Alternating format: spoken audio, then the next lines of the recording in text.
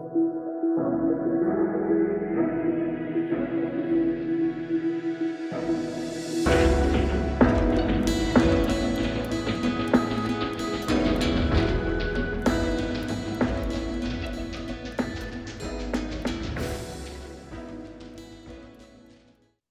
and welcome to the Physical Challenge podcast. I'm Joshua, one of your hosts, and I'm joined today by Eddie and Neddy. Eddie and Neddy, how are you doing today? I'm doing all right. We're glad to have you back after your hosting duties that you had for Survivor UK. And I think we have a really fun topic to talk about today. Eddie, how are you feeling? I'm good. I'm still, I guess you could say I'm sick, but I don't usually get sick, but like I'm still kind of sick, so I'm trying to like keep my coughing to a minimum and mute myself whenever I'm not talking. Maybe that's what I thought went wrong when we tried this podcast the first time today.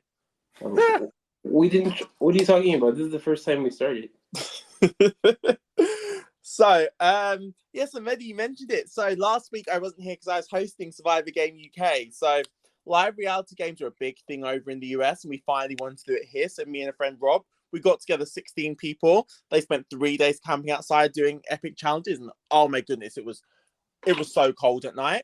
So on Friday night, all 16 castaways were there because we made it so the first tribal council wasn't on until day 2. So everyone got to spend the night.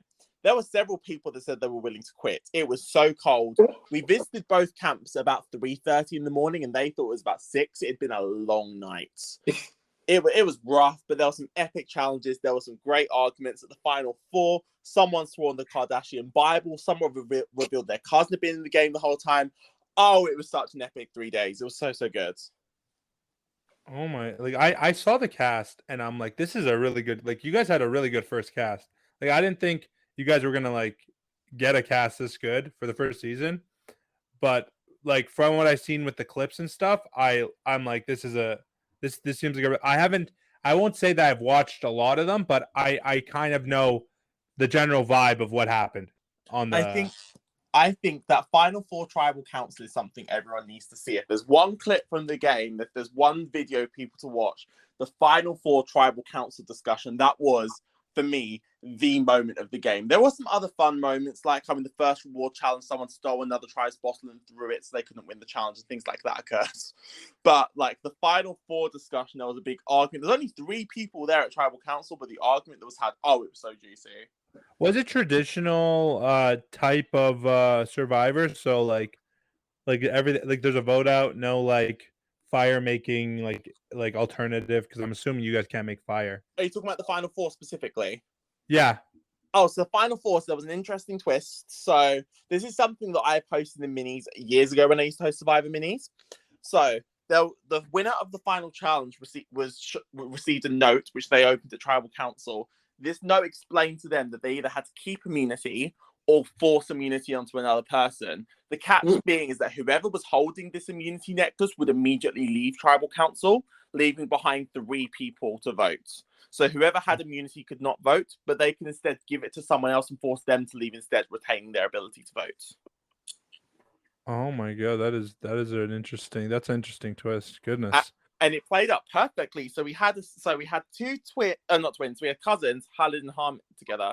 Yeah. Who were going to vote together at Tribal Council. Hamid has immunity, but then Hamid leaves Tribal Council. So then that leaves Khalid exposed. But then Khalid and Destiny have been together the whole game on tribes. But then all of a sudden, then they start arguing, and it turns from them voting Lucy out to it flips, and Lucy's the swing vote. But then Destiny ends up the swing vote when the vote happens. Oh, it was so good. It was not to blow my own horn, but I think it's probably the best its Final 4 format Survivors. But it's been stronger than anything the show has actually had, because it removed the ability for a fire-making tie, which honestly I never found that exciting compared to something like this. And it means the worst case scenario would be as boring as a normal vote. But imagine if like Survivor 44 had something like this: Heidi wins immunity and dips, and then Carson, Carolyn, and Jam together at Tribal Council would have to sit and vote one of them out. Oh, that would have been glorious. That would have made the season way better. I got a question about the game real quick though. So like, I know you guys released a couple clips on Instagram, and I think a little bit. I don't know if you guys have released a little bit on Facebook, But is there going to be like, are there going to be like edited YouTube episodes at all, or like? So the plan is not to do that this time. The reason being is it was pretty much just Rob and I working on the project together, and then we had one assistant for a couple of days, and that was it. Next season, which we're definitely hoping to do next year, we're hoping we can maybe do a bit more because we're going to have more hands on deck and potentially some people interested in doing more with it. So this first iteration was kind of an opportunity for us to explore the idea of what we can do, and things went a lot better than we expected. Like, we expected them to be good and they went great. There's some things to work on, like we can push for an even more diverse cast next time, which we're definitely aiming to do. And there's some stuff on the social media front we can improve. But with more hands on deck and there's some people willing to help us with some things, we can do even more next time, which is really exciting. So this was like kind of like a pilot season for you. Absolutely, and it's not a pilot in the sense of we didn't think, oh, this is going to be a rubbish season. It's a pilot of, no, this is the benchmark now, and every single game, and it's what anyone that produces an LRG should always be aiming to do, is to make every single season better than the previous one. So the players really brought it this time, so we're going to have to go out of our way to get just a stronger cast next time for us to come up with even more creative ideas to throw at them again. Yeah, I was kind of like, I was like Midi. I kind of like followed through like the lives. Like they would, every once in a while they would pop up on Instagram Live, or they would post like clips on Facebook. But from what I saw, like I was in the group chat for the Facebook group, and people were really into it. They were like making drafts and everything. So I think the viewers really got a lot out of it, even if there's not going to be like a more final product, like you said. Mm-hmm. And it was really fun, but of course it meant I missed last week. And I heard there was some interesting takes last week. Can we maybe share what was like the hottest of takes from last week, so I can hear it here to give my thoughts on it? Oh man, there's a lot of rants. I'm gonna be honest. I don't remember much of it, but basically I hated. I really didn't like Survivor 44 as much as I don't know, Modern Survivor. I'm not really digging the new era as much as I want to. Yeah, Medi wants the cast to be all douchebags. I don't. I just my thing is that it's too kumbaya. I kind of want more. I want more conflict. Yeah, I believe your exact words were, "I want people at each other's throat." I do. It's TV. So I'm not minding this new era Survivor too much from a casting aspect. What I mind is everything else. The casting, I can live with this. It's different to other. I think for me as a viewer, I can get into it because I care a lot about the strategy, and so I don't have to watch Survivor with arguments necessarily. But a more consistent game that is also less predictable, in the sense of more consistent where they're not having random twists thrown at them, but less predictable in the sense of they don't know, oh, we're in 3 tribes, oh, we're going to merge at 13 or 12. There's not going to be a swap. Like, that needs to dip and that needs to go. The game needs to be more dynamic in that sense, but there also needs to be some certainty where players aren't scared to make moves because any twist could randomly pop up and they have to be prepared for it. Yeah, we brought up that point where we're talking about, I said there should be, like, bring back some theme seasons. I mean, I thought that'd be a bit better than what they have now. Maybe they can, and we were talking about how the swap, like, they need to just swap at this point. I'm tired of this 2 tribes at the same time, and then it's all predictable. The merge is pretty predictable because more likely to stay together. So we ranted about that for a bit. I don't know what else did we talk about. Lone, you didn't talk much last podcast. So it was just you ranting. It was me ranting for around like 30 minutes. We talked about, I guess, about like, we talked about how there's somebody like from the mini world on Survivor, and then Brandon Donlan. Oh yeah. Yeah, and on The Amazing Race too, but like we don't. Really I'm very happy for Brandon. End of sentence.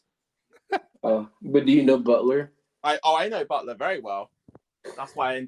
Yeah, sentence. We didn't like have a lot to say about that because we don't know him that well. I've had encounters with Danny Butler before.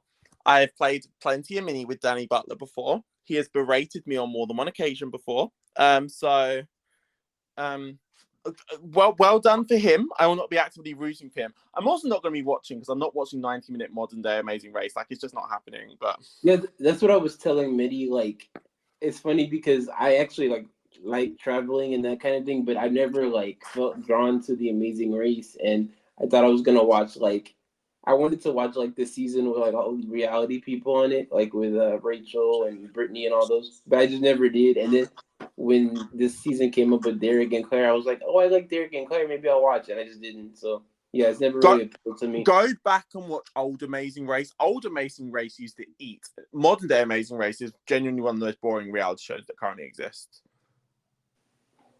Like I would rather, as someone that doesn't really do dating shows, I would rather sit and watch The Bachelor than watch Modern Day Amazing Race. Like, I'm genuinely not kidding. Yeah, no, it's a slog now, to be honest. And 90 minutes.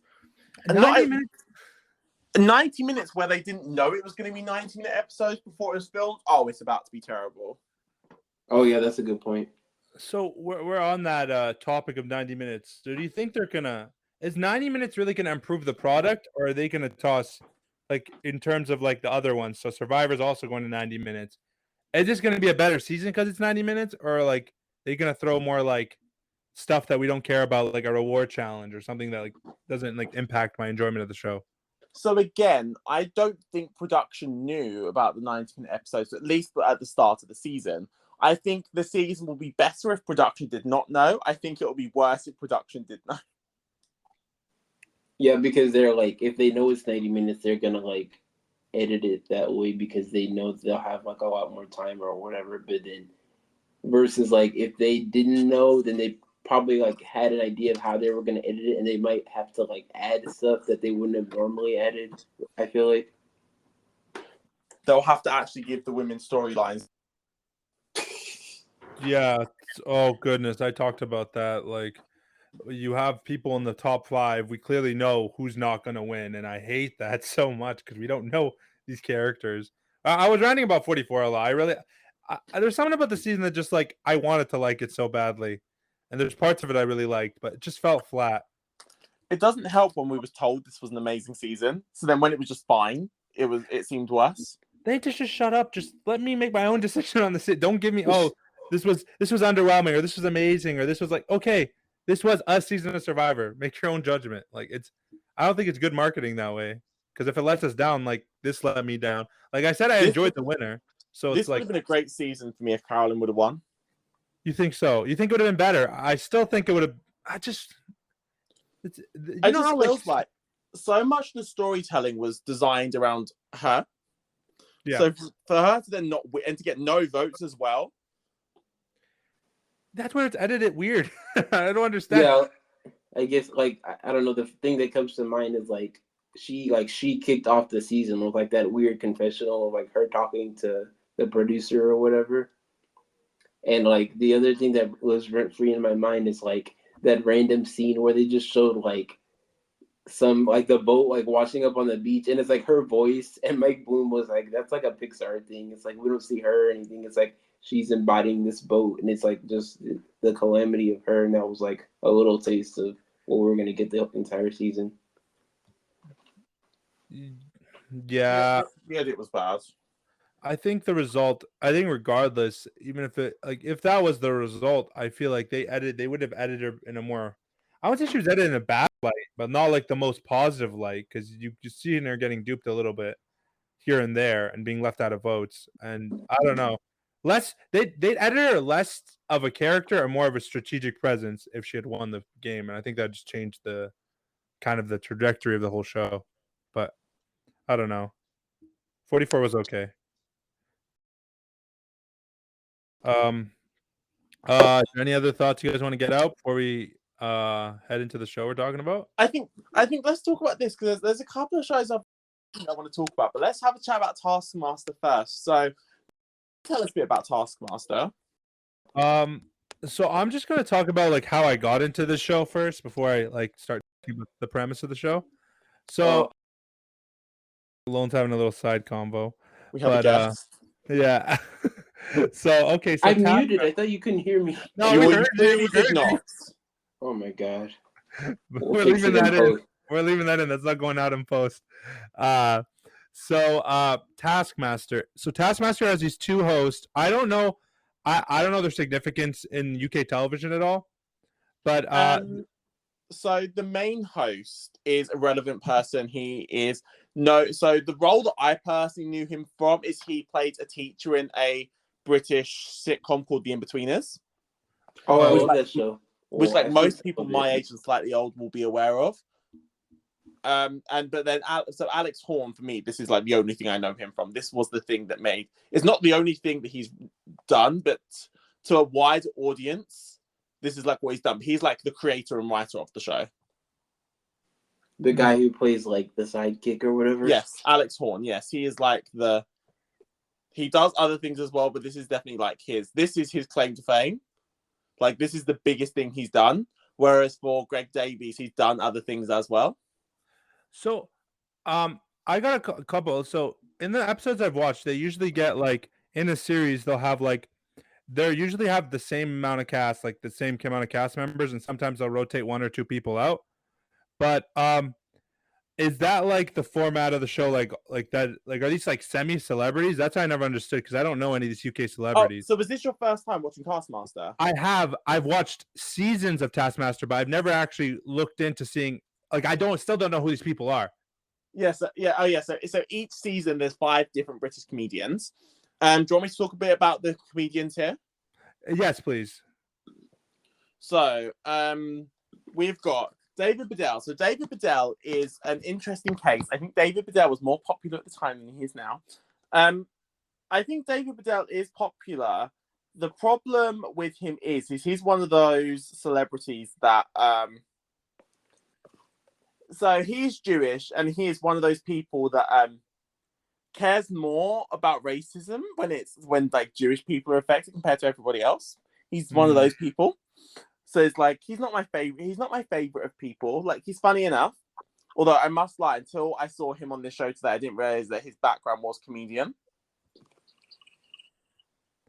But yeah, Ed Gamble. Ed Gamble is like your very traditional, like very generic white male comedian. Like, he's not bad. He's funny, but like he's very generic. Like, I'm not like as shady as that sounds. Like, yeah, he's a carbon cut. Like, there's a lot. You'll see a lot of Ed Gambles out there. Exactly. Yeah, I get that. Yeah. There's a lot of him. So Joe Brand is like a British icon, I would say, when it comes to comedy. Like, if you were to list like famous female British comedians, Joe Brand is one of the first people you would say. Like, people here, like she is the biggest name on this season's cast, I would say.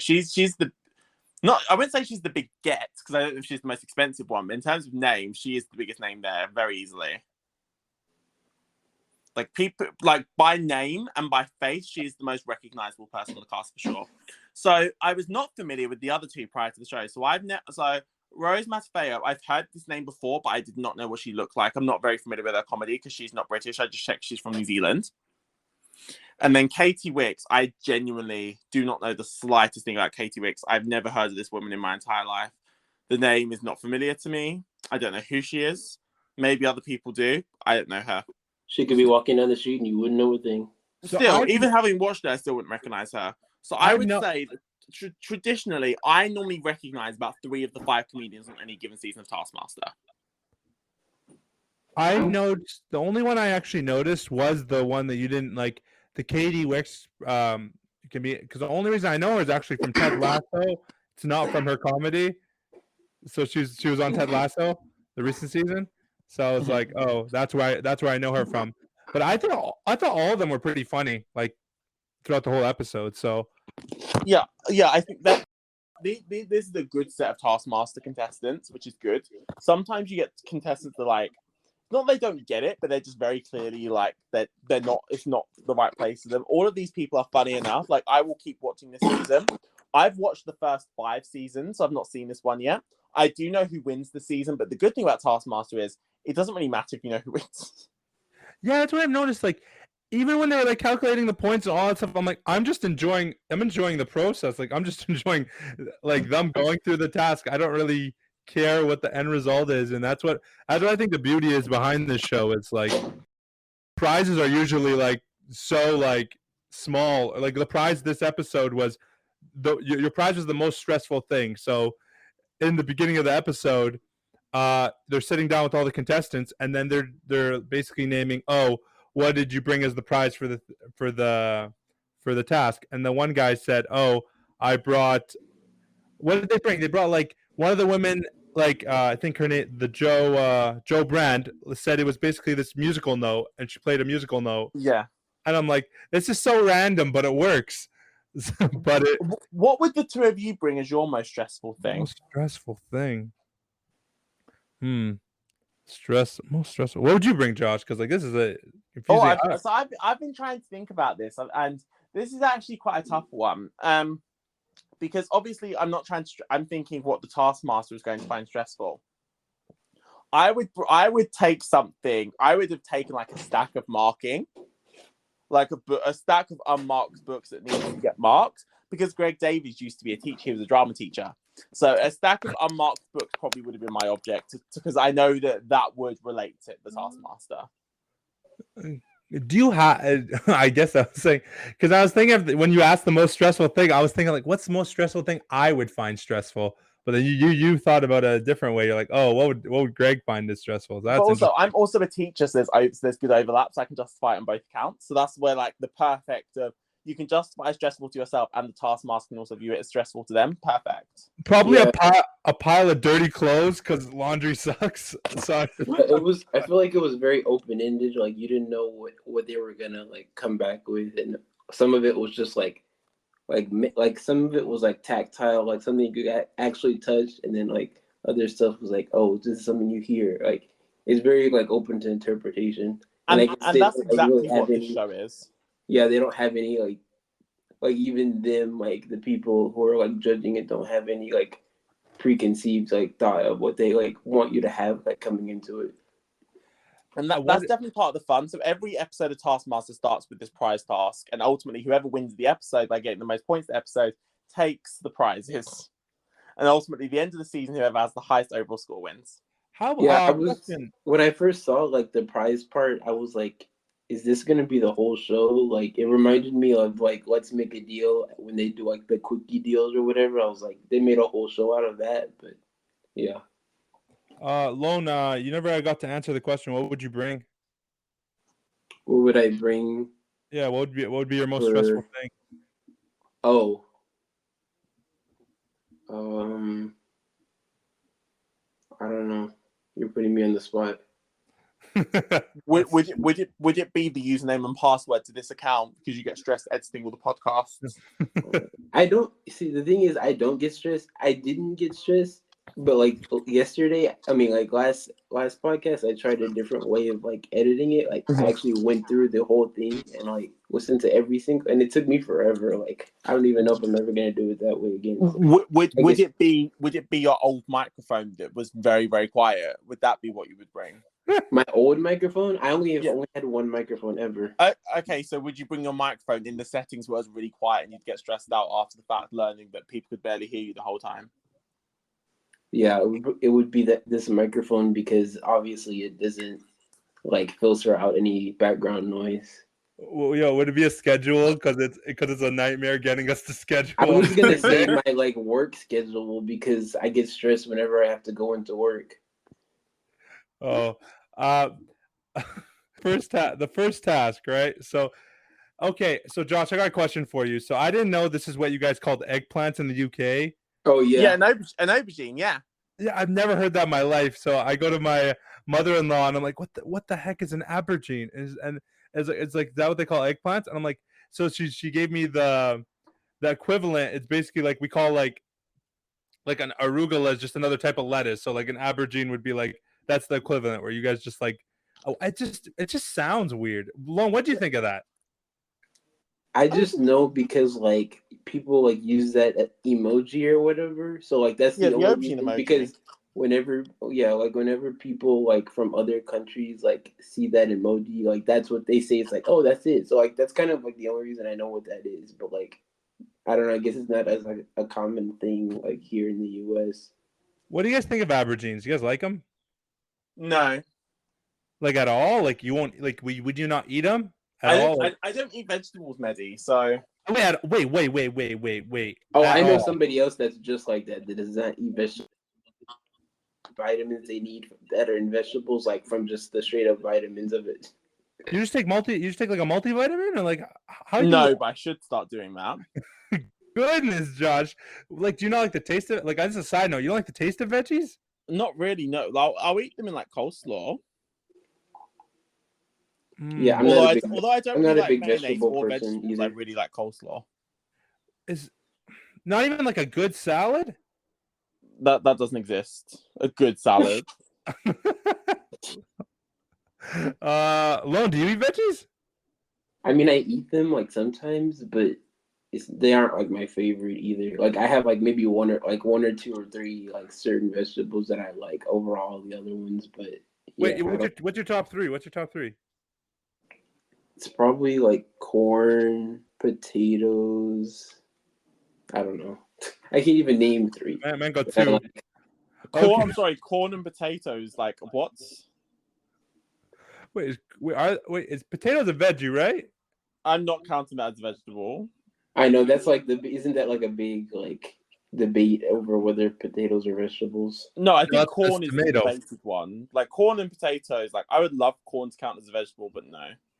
Yeah, but corn is not even like corn. There's nothing in corn. You're not getting anything from it. You grow corn on the cob. That's a vegetable, sir. You grow cactus. You're not going to go around eating that. Can you? I'm sure you probably can. Okay, let's get into the. So they're in a room and they have to hide 3 Aborigines around the room, and then Alex comes in and then looks for them. What do you guys think a couple of the strategies? I'm gonna just like do it this way. So like out of the 5, the one that entertained me the most was David's, mostly because he like ate half an Aborigine and then shoved the rest in his pants and then put one and he taped one onto the guy's nose. So silly, so funny. The nose thing, I'm like, no way he's gonna do that. It was ridiculous. Well, I guess the thing is with this task is though, you only have to hide one of them well. Oh, yeah, right. So you can take a lot of time off the clock. But also, you want to hide all of them well, logically. Like, I don't know what this man was doing.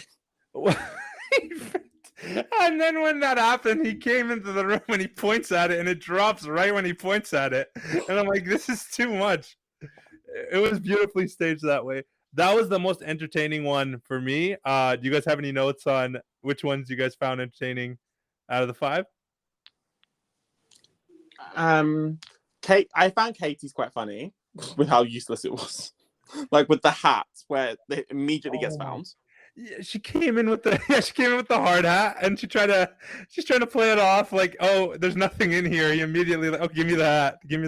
It's like, and there was also a time where Alex was searching Rose and just starts smelling her.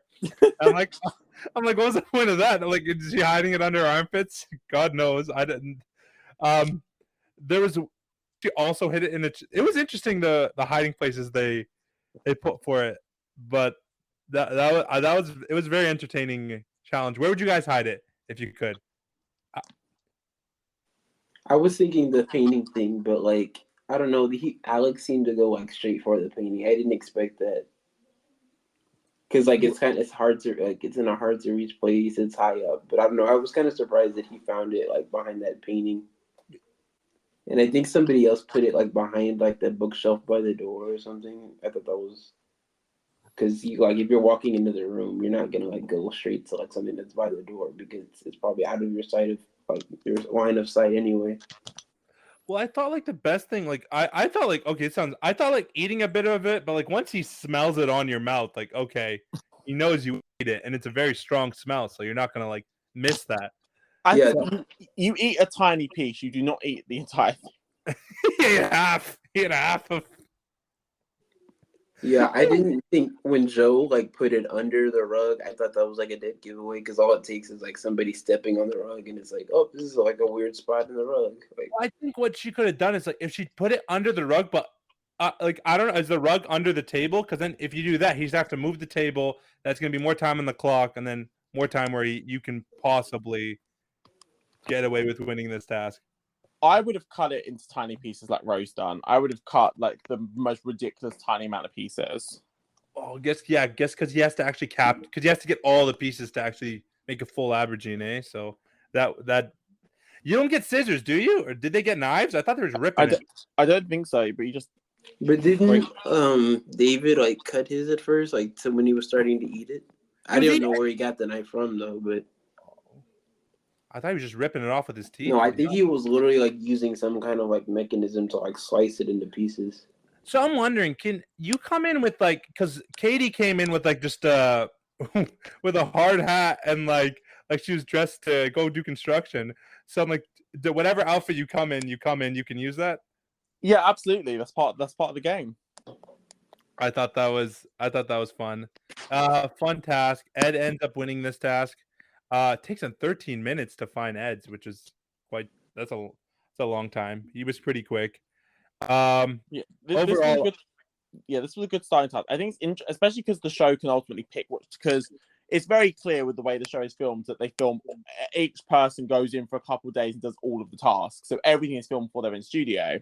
So this was a good choice for the producers to pick this as a starting task. It's simple. It gets the point of the show across people that haven't seen before, but it's interesting enough to people that have watched a few scenes of it. This was a really good starting task.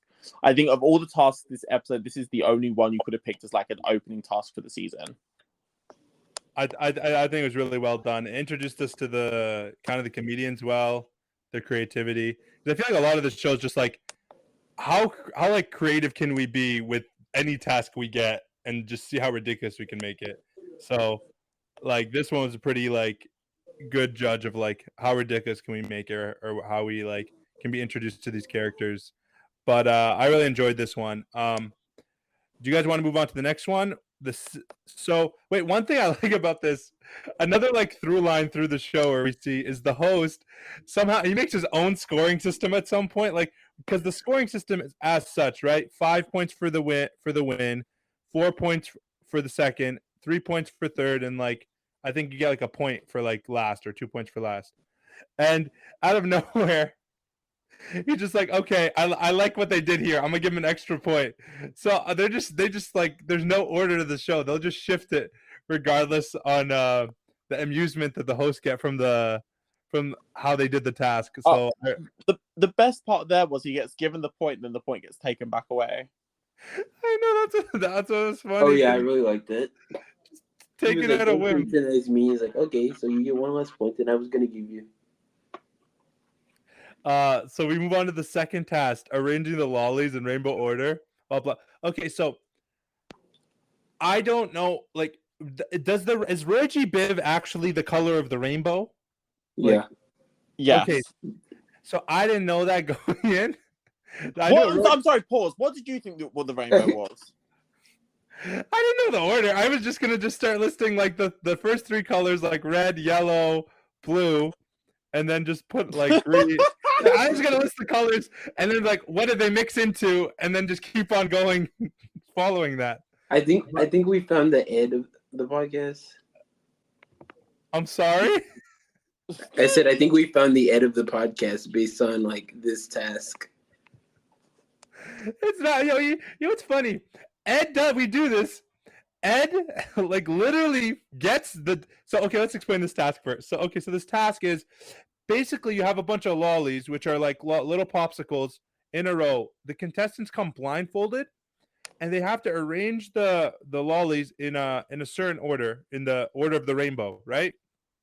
But around them, they have a bunch of little objects. Some are like flamingos, some like other animals, and like they have to find the dodo. If they find the dodo and say this is the dodo, and everyone gets one chance to identify the dodo, they get to take off their blindfold and rearrange the lollies, right?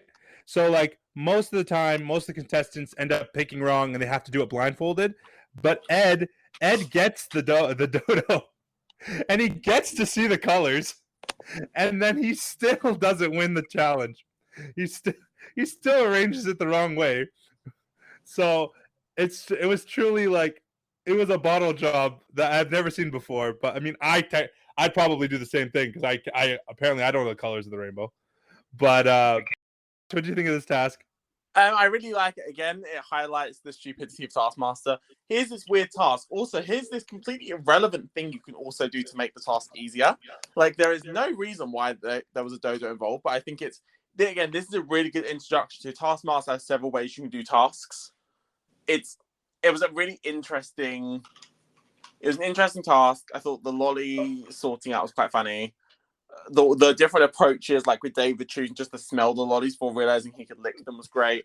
Ed being unable to put things in order, and also not just looking on the other side and seeing there was a rainbow there to really just illustrate what needs to go where. That was all great. Were they allowed to do that? Like, I was wondering.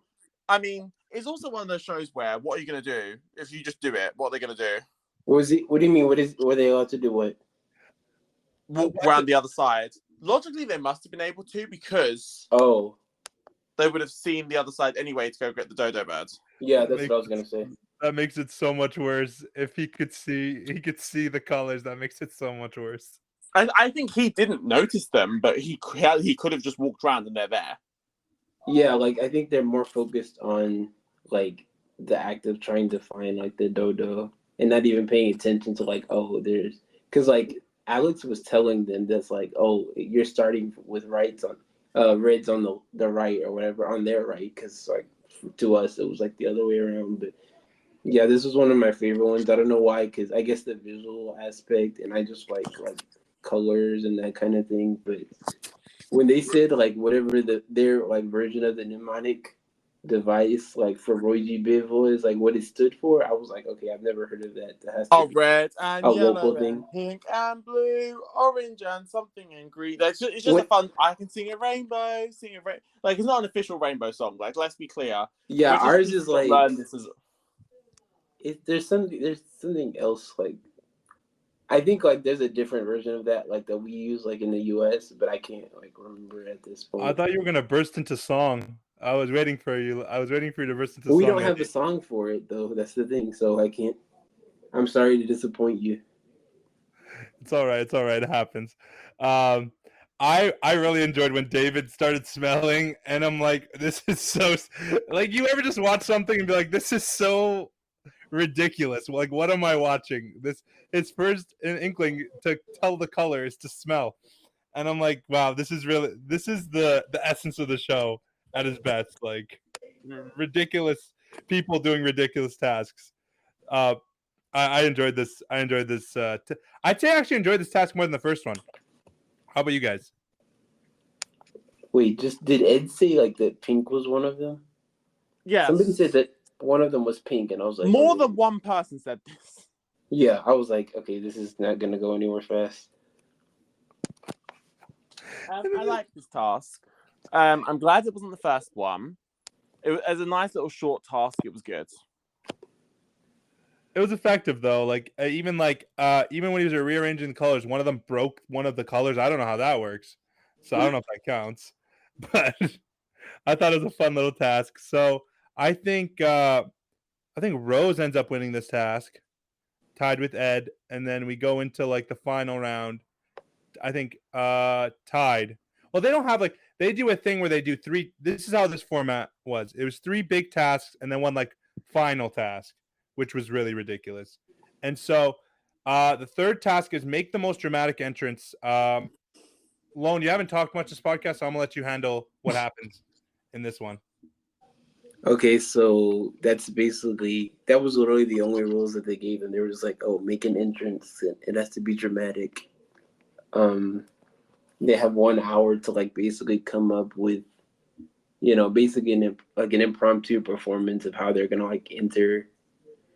Well, here's the thing: like when they had like at the very beginning when they had like the introduction to it, I thought they were just like all gonna be like Alex was gonna be at the door for all of them, and they were all gonna be like just coming in the house to the front door. But like you'll see later on that like they all have their own like they're using like different parts of like the set, and like I don't know, it was kind of more open-ended than I thought they were gonna. I thought it was, and that's why I thought like at first it was gonna be kind of boring because it's just like they're all coming to the house, but like they all kind of like put their own spin on like how they were entering like the scene basically to the viewer, not necessarily just like them entering the little cottage that they had, that they were doing like the tasks in. So these were like, I don't think I even remember them all exactly, but I know that Katie, she had like this costume where there were like 3 or 4 other like, I guess, mannequins that were like attached to her body, and she just came in and was like, "Hey, hi, I'm here with these mannequins." Joe was like, she was like, I think they said she was like a king or something, and she revealed like this person's head under like a platter that was like on a table, and then she just like put the platter back and left. Alex's head. That was Alex's head. Just a little tidbit. That was Alex's. Oh, I didn't even. Yeah, I didn't know that. I thought it was. They made a joke about it being like Amber Lynn or something, so I thought that was odd. But that did make me laugh because very clearly did not know who Amber Lynn was. Yeah, I barely knew myself. Huh? Mitty, do you know who Amber Lynn is? I didn't know. I have no idea, but freaking Josh's reaction to that. Well, I'm sorry. Do Americans not learn about Henry VIII? I know who King Henry VIII is. I don't know who Amber Lynn is. Divorced, beheaded, died. Divorced, beheaded, survived. Like, did we not? Oh. No, that's the formula. Eh? I don't know anything. Like, they don't teach us about the kings here. Like, I can't believe we're gonna have to watch Horrible Histories one week. Wow, even though it's not a reality show at some stage. Goodness. I'm sure. Can we like? They probably have something added on Drunk History. Like, we can watch Drunk History instead, because I don't know wherever you said it is, but Horrible Histories is like an iconic. See, anyone my age in the UK knows what Horrible Histories is and loved it as a child. So it was a book series turned show where they just represented some things in history with some really, at the time, really funny sketches. There were some really iconic songs from it. We just do our best to forget the definite making some white people a bit darker for some of the characters. Yeah, it sounds like Drunk History on Comedy Central, where they basically are like doing sketches about different things in history, but like they're drunk. So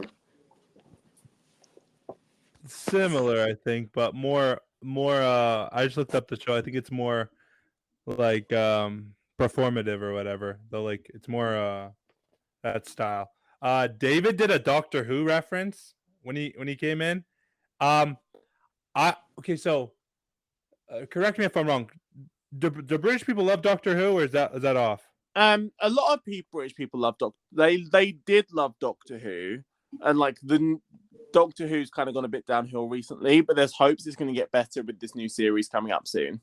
How do you feel about Doctor Who? I don't care that much for it, but I am going to watch this new Doctor Who because I like the new Doctor and Sidekick excite me.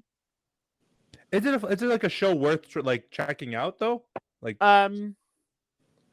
I think it's one of those, if people like this type of show, it's very, very good. But I just don't. Like, as someone that watches mainly reality television, Doctor Who is like less than... I've watched like one episode of Doctor Who when they had... I think it was called Bad Wolf or something, when there was like a Weakest Link and Big Brother parody part of it, where there were contestants in these shows and the Doctor and Psychic end up there. And the catch for these versions is if you're evicted or voted off, you're killed instead. Oh, that sounds interesting to me.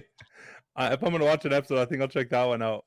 So yeah, this was in the David. I think was it Dave? No, it wasn't David Tennant. I forget if David Tennant was a different person. But yes, it was Big Brother. So you would get evicted, and you got evicted from life. Goodness, that would be a show.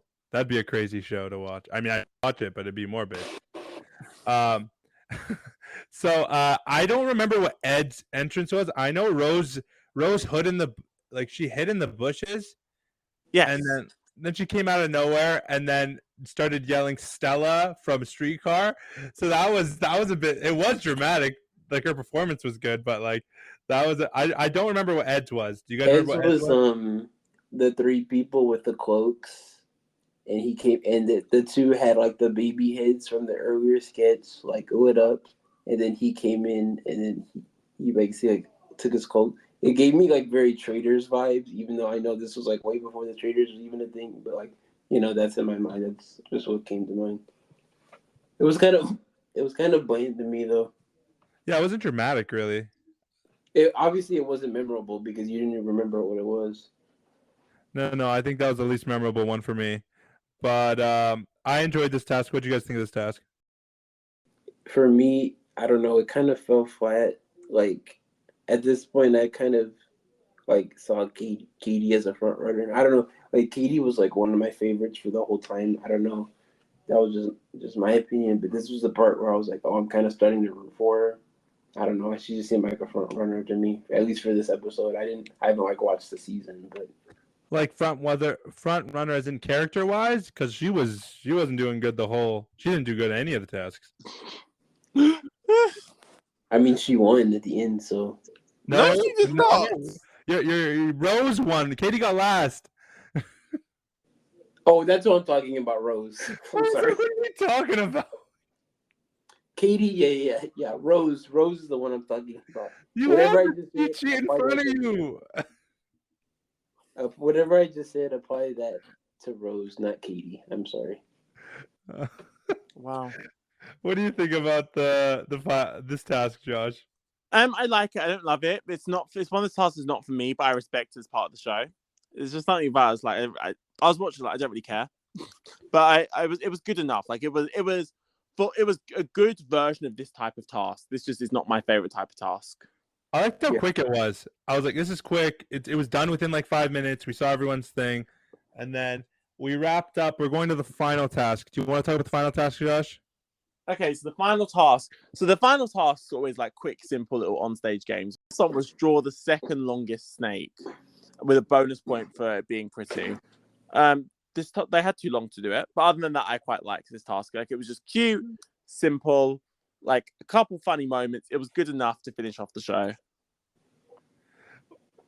Okay? So this task this is the one where like at the end of this, the host just starts making up his own rules.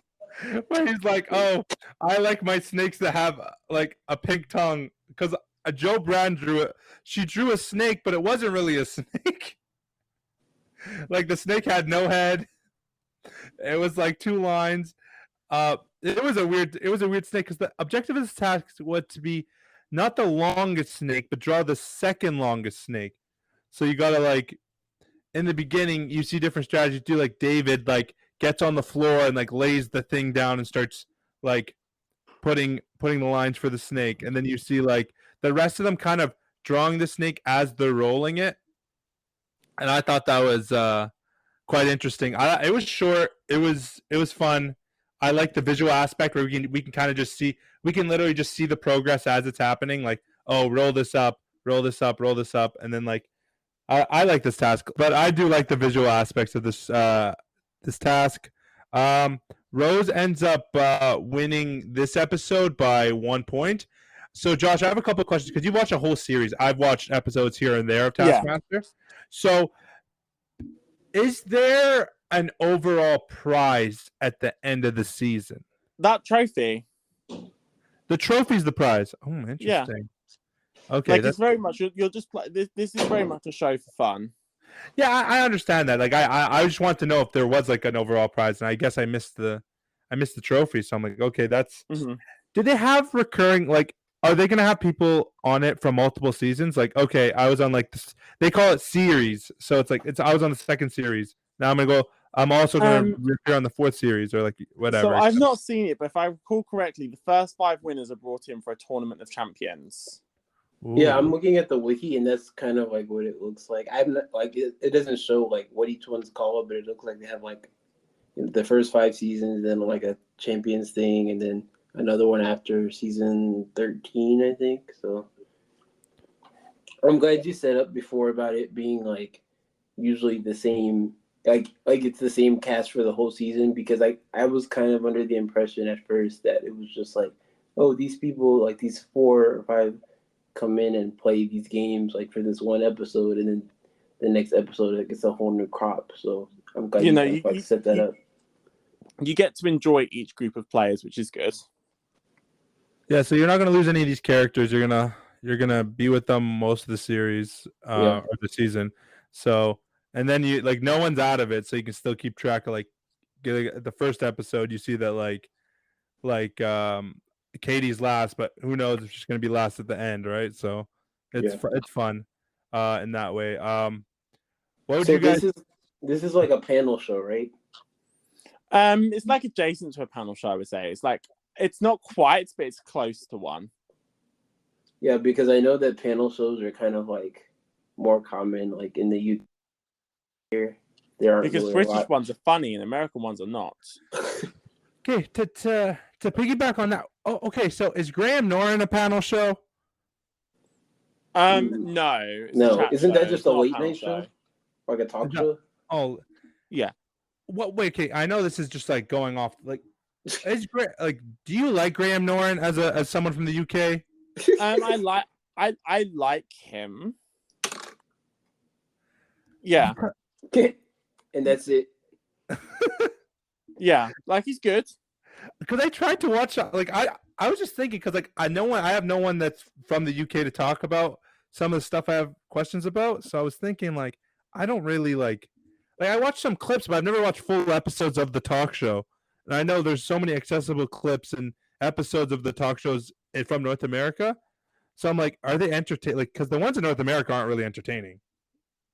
So. Oh yeah, it's much better compared to American chat. I love chat shows in general, but compared to American chat shows, it's really, really good. American chat shows suck. Chat shows. That's interesting hearing chat shows. It's just the same thing. It's just same talk. All right. I would recommend Taskmaster to anyone. It's a really easy show to get into. It's fun. It's low stakes. If you want to have a really good laugh, honestly, you can even play it on. You can play it on the side while you're doing another task, and you won't miss much. There's a lot of it on YouTube, so it's easy to find. Yeah, it's easy accessible. There's a website. They have their website where you can go over like the tasks they have, and kind of like who the contestants and what the score was each episode. So yeah, I thought overall this was a really fun watch. I would recommend it to our listeners if they want to watch it again. Any closing remarks about Taskmaster, guys? Yeah, I know, I think both of you had seen it before, and I've heard a lot about it from other people, because I know that they also have, other international versions, like Australia, that kind of thing. So I was interested to see, what it was, about, and it kind of caught me off guard. I thought it was more, when I seen, pictures of it and, heard about, the vibe of it, I didn't know it was, they're basically kind of like party games or parlor games, but I thought it was more like one of those social deduction shows, like The Traders or something like that. Oh no! That's what I thought it was. I thought it was people, doing these missions and stuff, but it's totally different, and we don't have a lot of stuff like this here, so I'm glad I checked it out. Okay, so wait. Side note: there is a Taskmaster in the there is a US version, but it's so bad. It's so bad. I don't know. I think some shows just they don't translate. I think what I was saying last week is that some shows they seem like they would cater more to a British audience than a US audience. Any closing remarks from you, Josh? I think this is just a very good example of British comedy. I think it's a really, really solid show. The good thing about Taskmaster is you don't have to start the first season. Whichever season is accessible to you, just watch that. Yeah, I would watch the season from the beginning. So I'd start from episode 1. But genuinely, if there's any comedians or comedians that you see and just I would love this person, then watch their season. Seasons, it doesn't matter the order you watch them. And I see there's also an Australian version. I have not checked that out. But yeah, this show is very easily consumable. It's everywhere. But that is Taskmaster. Do you guys have any other thoughts on anything you guys are watching currently or looking forward to in the coming weeks? Oh, so one thing I do want to mention. So I mentioned it prior to I mentioned it prior. So I've been rewatching a show called My Big Fat Obnoxious Boss. Do the two of you enjoy hoax reality shows? Hoax? Yeah. I don't have any. I know you're talking about Joe Schmo, that kind of thing. I don't have any experience with any, so I haven't seen any. I enjoy them. I've watched. I mentioned a while back that I watched the one where they got someone that looked like Prince Harry And Yes. then so that show is really fun. So I like those type of shows. Oh, I love them so much. And like when the new Joe Schmo comes out, we'll definitely be watching that. Do we have something to talk about next week? Because I've got a suggestion if not. All I know is that I told May that I was gonna force you guys to watch the challenge. But that's later on. Right, so we've not watched any hoax shows yet, have we? No. I think it's about time that we watch one. Is it gonna be another British show? No, this is an American one. So this is, I feel, it's the show I mentioned pre-broadcast. Can we please watch it? Because it's so good. Are you going to tell us what it is? Yes, so this show is called My Big Fat Obnoxious Boss. So the format is simple. It's just like The Apprentice, except, this was back in 2004, it's just like The Apprentice, except with the exception of the contestants themselves, everybody there is an actor. So wait, say that one more time. So all the contestants are genuine, but everyone around them are actors. So imagine if this was The Apprentice, for example. Imagine The Apprentice, but Donald Trump is an actor and not a real businessman. Imagine the advisors are actors and not real advisors. The whole thing they're existing within, although the game itself is real, the reality they think they're living in is entirely fake. Okay. And when was the show made? Sorry.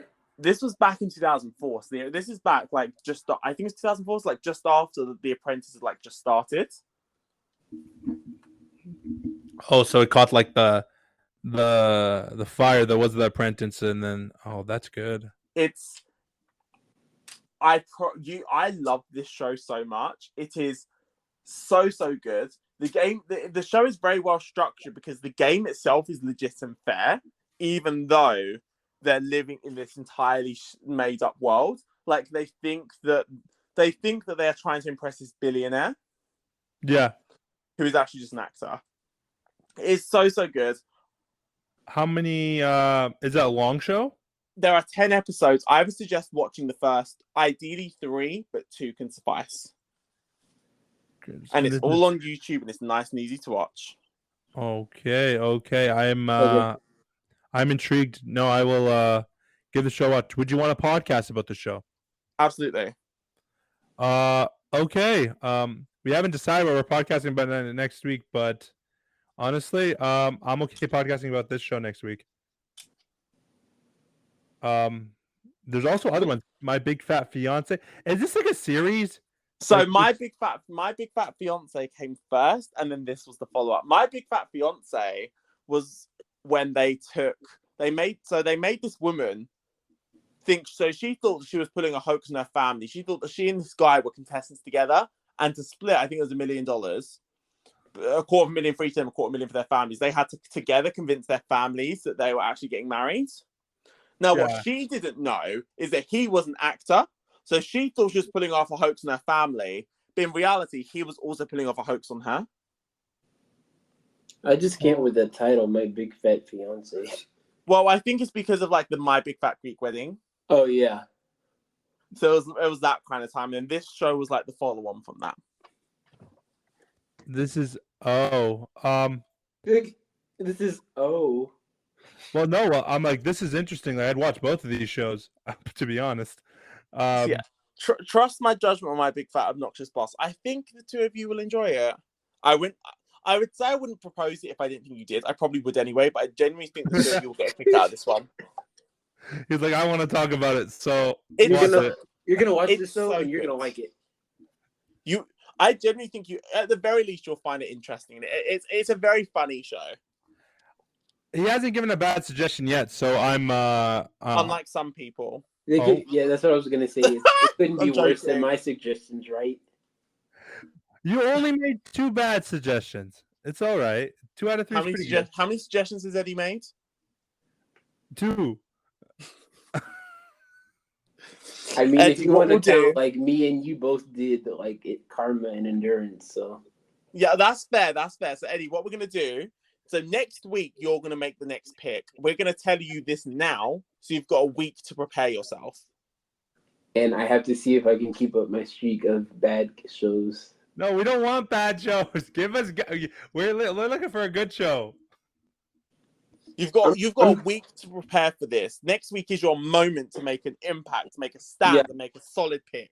Yeah, I was already thinking about like going into this one, but I'm just gonna end up like picking shows that are like nostalgic to me. So tomorrow, Eddie is on the line. Will he be on the podcast? Will he pick a good show? We'll find out on the next episode. Y'all can follow me on my socials at Aljabiri23. Lone, your socials and also the socials of the podcast. On Twitter, it's Lone Ranger 158, and the podcast account's called Physical Chow Pod. And Josh? You can follow me on Twitter at JoshyFLX.